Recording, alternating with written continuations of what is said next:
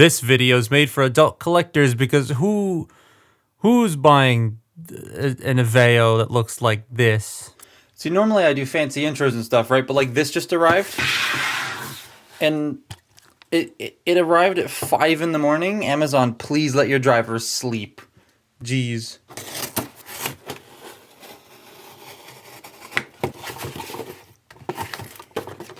Oh, hell yeah. Yeah. That's fun. Anyways, this video is about Aveo Swerve. Where is he? There he is. Aveo Swerve.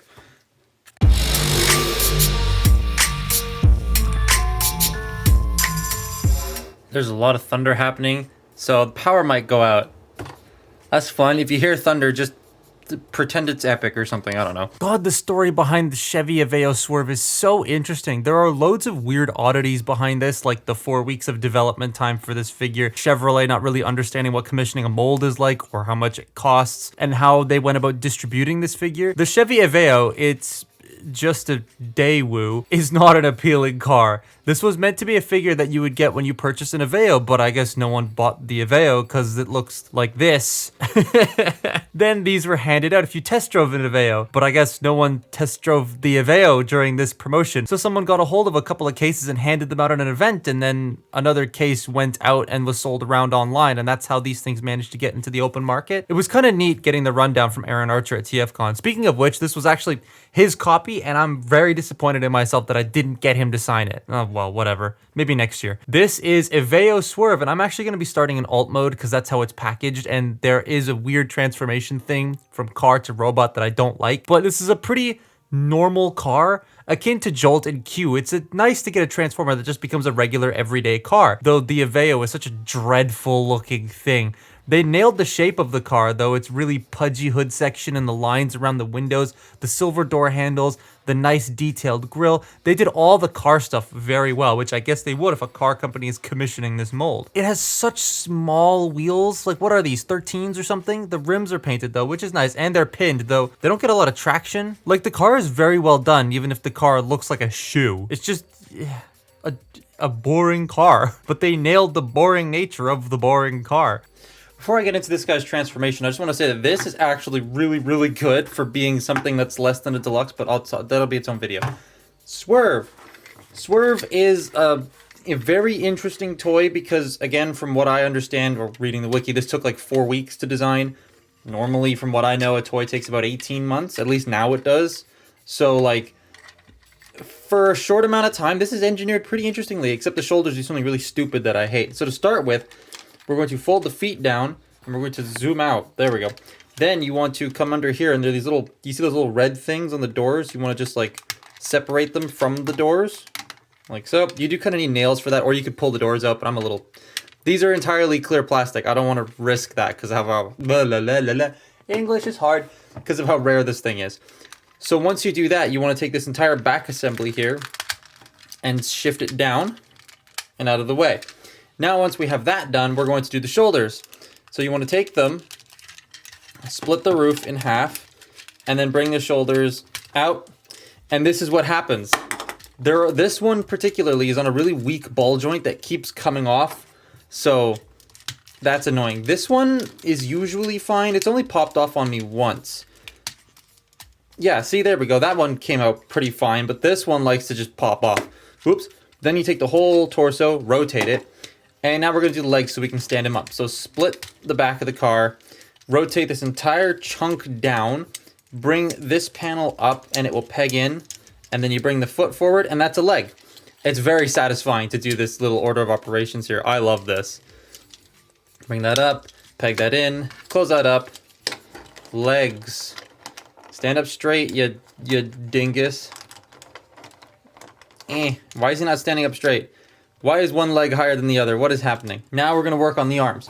So the first thing you want to do here is bring the entire torso assembly down, fold that in, then take the arms, rotate them so it looks like he's surrendering. Take these, bring them down, and then rotate this panel on the back of his arm 180 degrees.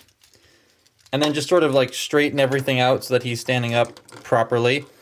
And there you have oh, wait, hang on. Make sure these are clipped in. There we go. Now you have Aveo Swerve all in his robot mode. And that's a fun transformation to do. And it cleans up quite well, and it uses the car parts. I bumped the camera. So, like, it's a very, very nice transformation. It's just the shoulders are funky as hell, and I'm not a fan of them because they keep popping off. Oh, and this doesn't peg in. This doesn't actually tab in. So if this panel wasn't here, it would just, like, do an RTS jazz. But yeah, he's pretty neat, pretty fun to do. So that was a pretty unconventional car transformation into this weird looking robot. It looks Bayverse, but like video game Bayverse. It doesn't have all the same sharp details and greebles the film figures had at the time, but it looks like something that would have jumped out of the games. The doors remind me of like 2007 Swindle. I think that's what really makes it feel like a video game robot. I do like how the limbs are made up of car parts, the door shoulders, the knee windows, and the entire back of the car being his calves. And the colors are super nice. The dark gray, the black, the red, they work very well together. It also feels really robust. The plastic is thick and dense. It is a chunkier toy. The head sculpt is interesting. I'm not the biggest fan of how it looks, but the shape of it really does fit the Daewoo, Aveo, pretty well. I also like where the wheels end up on the robot, tucked away in the torso so you can't see them, and then on the heels, like inside the heels. I always like when the wheels are inside the heels. I think that looks pretty neat. He comes with nothing, and sadly his hands are not 5mm, so you can't really give him much to hold on to unless it's like a sword with a flat handle. Also, my Focus apparently really hates the hands, so there's that. His articulation is also weird. Putting joints you wouldn't expect for the time on the toy, but then taking away joints you would expect for the time. Let me show you. So his articulation is not modern. It's not modern. So to start with, the head can rotate left and right. It can go up and down. It's on a ball joint. There isn't really much tilt though. Shoulders, they're on ball joints, do a full 360. They can go out that far and then the doors get in the way. No bicep swivels due to how it transforms.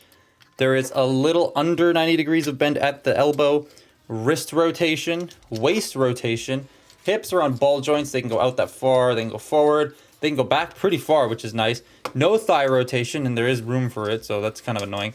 A little under 90 degrees of bend at the knee, and an ankle tilt. However, it tilts that way, but it doesn't really go this way.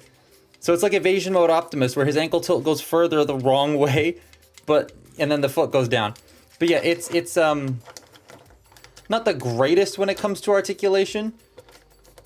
Like, I mean, at the time, we also had something like this, who was pretty good at articulation, but this isn't great. We're so used to this now, right? That this is just sort of, eh. I obviously, I can see why there's no bicep swivel, because this has to, like, unpeg. But they could have put a thigh swivel in there. There's enough space, they could have done it.